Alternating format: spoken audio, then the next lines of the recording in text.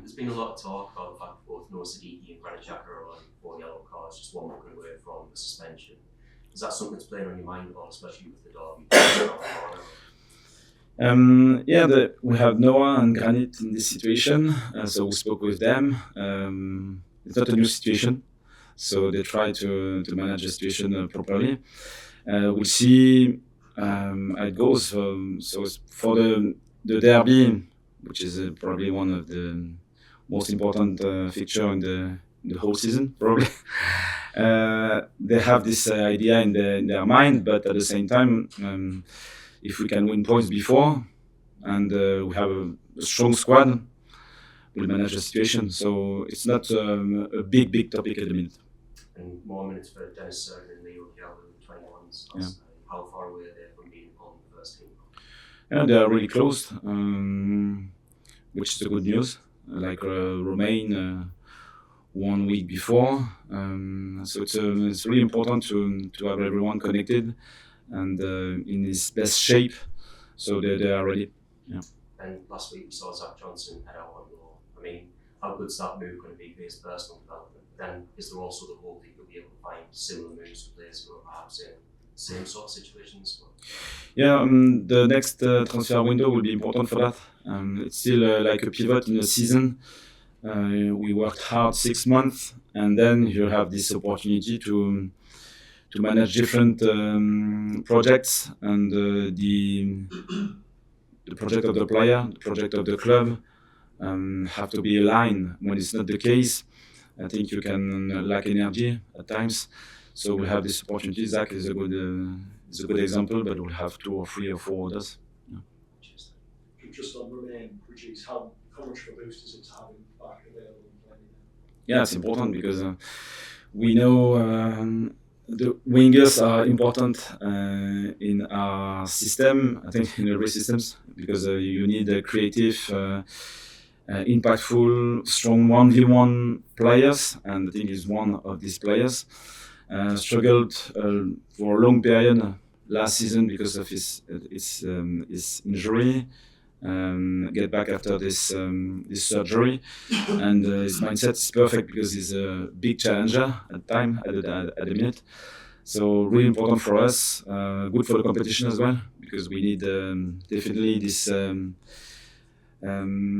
or 3 players able to be competitive one against them. So it shows that if you are not at your best, the other can be on the pitch, and it pushes you all the time. With Brian, when a striker's scoring from the bench like he is, the inevitable question is, when's he going to start? But is the balance for you? Obviously, there comes a point where he learns to start, but also he's really effective at doing what he's doing now. So it must be difficult to get that balance. Yeah, I think at the beginning of the season it wasn't so difficult because we knew that it was more effective for a short period of time. Now I think he might be ready for 60, 65 minutes. So we have this option now, but I think it wasn't the case before. I don't know what he's like as a character, but has he been knocking on your door? Has he been telling you he's ready to start and he wants to start, asking you why he hasn't started?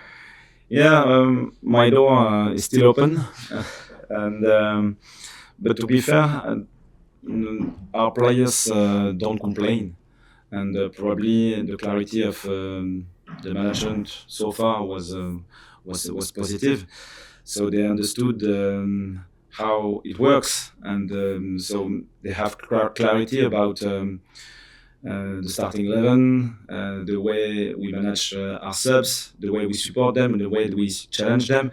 So those conversations are so far easy to manage. And I think a player frustrated, for me, is a good player, rather than someone who is just giving up. And I don't like those players, and I don't have this kind of player in the group at the minute. Is Eliza frustrated? Because obviously he hasn't been playing as much as he would. Yeah, probably. Yeah, sure. And at the same time, he had opportunities. He can assess quickly how Wilson played, how Brian came off the bench and showed good qualities. So the competition is clear. Sometimes when the group is just average, it's more difficult. But when we have good players on the squad, I think it's easier to manage. Sorry, I know we've asked you this question a couple of times before games this season, but have you been to Anfield? Have you been to a game? Yeah, once. As a fan, or? And it was a game 2018, I think, 19, Liverpool, Manchester City. Same week. Which is crazy. Yeah. you mentioned previously, I think, that Gerard Henry as well as Arsene Wenger was maybe a coach you looked up to when you started. Did you ever get to speak to Gerard? No, never. No. In a game like this, with that as a backdrop, before the game, do you allow yourself a minute to almost, I don't mean this in a patronising sense at all, but take pride in yourself? Yeah, I think it's important to enjoy especially the place, and how proud can we to be in this situation, to play a game in the Premier League against Liverpool, for the club, for the coaching staff, for the players, for me as well. So yeah, it's important to enjoy. At the same time, we can't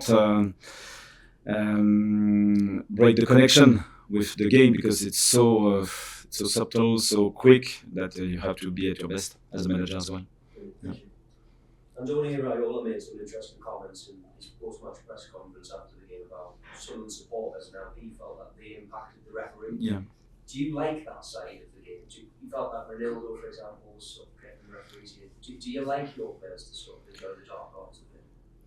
I'm not sure about the referee, about the momentum and the energy of the squad, and for the opponent as well. I think it's absolutely obvious. About referee's decision, I'm not sure so far. So it was a 50-50, maybe less. So we had a good conversation with the referees this week, and but for the energy of the squad, and I think it's really important. And we have this strength at home, which is really powerful. How is Noah after he took that knock in the face? Yeah, he suffered, and it's still the case now. So it will be okay for Wednesday, but yeah, he suffered. With any other injuries or? No, nothing.